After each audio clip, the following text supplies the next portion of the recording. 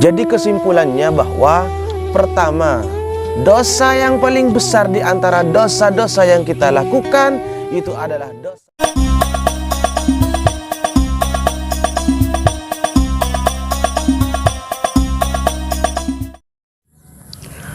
Assalamualaikum warahmatullahi ta'ala wabarakatuh.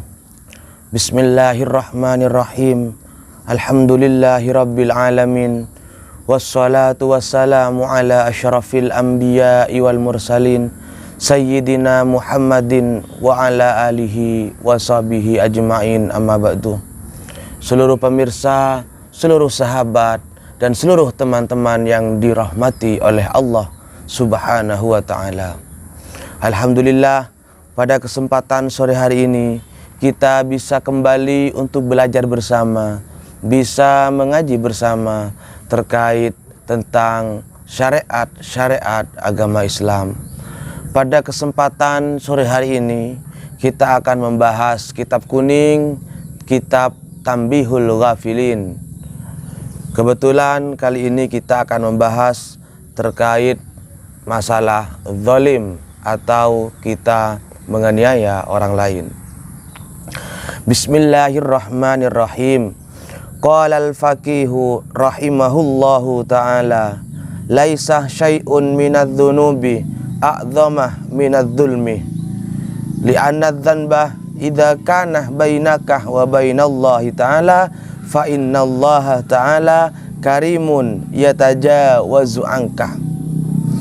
Di sini dijelaskan dan di sini dikatakan bahwa tidak ada sesuatu pun dari banyak-banyak dosa yang kita lakukan yang lebih besar dosanya dibandingkan dengan dosa ketika kita berbuat zalim kepada orang lain atau ketika kita menganiaya kepada orang lain. Kenapa demikian? Li'anna dzanba idza kana bainaka wa bainallahi ta'ala fa innallaha ta'ala karimun yatajawazu anka. Karena ketika kita itu berbuat dosa yang lain, itu adalah hubungannya cuman di antara kita dengan Allah Subhanahu wa ta'ala. Sebesar apapun dosa yang kita lakukan, kalau itu hanya berhubungan kepada Allah Subhanahu wa ta'ala, maka Allah itu adalah zat yang maha mengampuni, yang siap untuk mengampuni segala bentuk dosa apapun yang dilakukan oleh hambanya. Maka dari itu, kalau kita zalim, kita berbuat jahat, menganiaya kepada orang lain, itu hubungannya tidak hanya dengan Allah, tetapi masih berhubungan dengan orang yang kita zalimi. Makanya dikatakan bahwa dosa berbuat zalim itu adalah dosa paling besar dibandingkan dengan dosa-dosa yang lain. Fa idza kana dzanbu bainaka wa bainal ibadi fala hilata laka siwa ridal khasmi. Dan apabila kita itu berbuat dosa di antara manusia-manusia yang lain, dalam artian kita berbuat zalim kepada umat sesama muslim atau kita berbuat zalim kepada sesama manusia, maka di sini dijelaskan fala hilatah laka siwa ridal khasmi, maka tidak ada peluang bagi kita untuk diampuni oleh Allah Subhanahu wa ta'ala selain kita itu pertama harus mendapatkan ampunan atau mendapatkan keridhaan dari orang yang kita zalimi, dari permusuhan yang ada. Karena kalau orang yang kita zalimi sudah ridho, sudah memaafkan terhadap dosa yang telah kita lakukan, maka otomatis Allah pun juga akan memaafkan terhadap dosa-dosa atau perbuatan zalim yang kita lakukan. Tetapi ketika orang yang kita zalimi itu tidak memaafkan terhadap dosa yang kita lakukan, maka Allah pun juga tidak akan memaafkan terhadap dosa yang kita lakukan.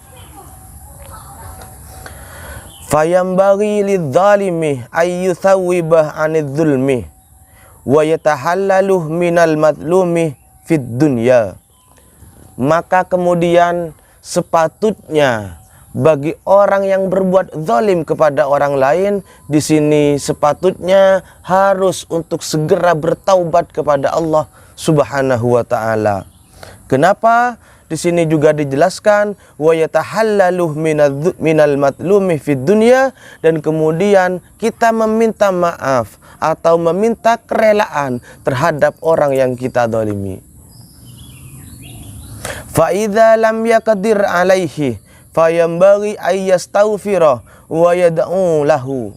Ketika kita tidak mampu untuk mendapatkan keridhaan, mendapatkan maaf dari orang yang kita zalimi, maka sepatutnya bagi kita misalkan selaku orang yang berbuat zalim itu harus meminta ampun kepada Allah, kemudian wa ayyad'u lahu, dan kita mendoakan terhadap orang-orang yang kita zalimi.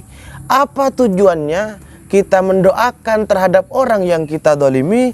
Di sini dijelaskan fa innahu yarji ayyuhallilahu bidzalika, dengan harapan bahwa doa yang kita panjatkan untuk orang yang kita zalimi agar supaya orang yang kita zalimi itu mau untuk memaafkan terhadap perbuatan zalim ataupun perbuatan dosa aniaya yang telah kita lakukan terhadap orang-orang tersebut.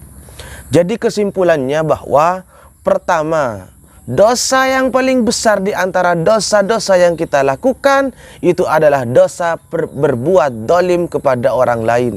Kenapa? Karena kalau kita berbuat dosa yang lain itu adalah hanya hubungan kita dengan Allah Subhanahu wa taala, di mana Allah adalah zat yang maha pengampun, siap mengampuni terhadap segala dosa yang kita lakukan. Tetapi ketika kita berbuat dosa, kita berbuat zalim kepada orang yang lain, maka selama orang yang kita zalimi tidak memaafkan terhadap kita, Allah pun juga tidak akan memaafkan kepada diri kita. Yang kedua, kesimpulannya bahwa di sini dijelaskan bahwa sepatutnya bagi orang yang berbuat zalim itu segera bertaubat kepada Allah, kemudian orang tersebut meminta keridhaan dan meminta maaf terhadap orang yang dizalimi selama itu masih ada di dunia. Apabila orang yang berbuat zalim itu tidak mampu untuk mendapatkan maaf, mendapatkan ridho dari orang yang dizalimi, di sini dijelaskan kita harus meminta ampunan kepada Allah Subhanahu wa taala, kemudian kita mendoakan terhadap orang yang kita zalimi.